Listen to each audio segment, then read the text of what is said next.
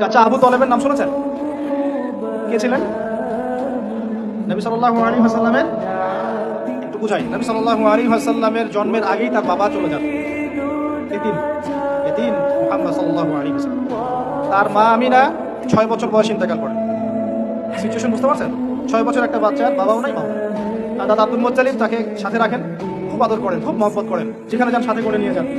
তিনি নেতা মানুষ, তার পাশের চেয়ার থেকে বসতে দেন, বলেন আমার এই নাতি একদিন সাইয়্যিদ হবে, নেতা হবে, এই কথা বলেন।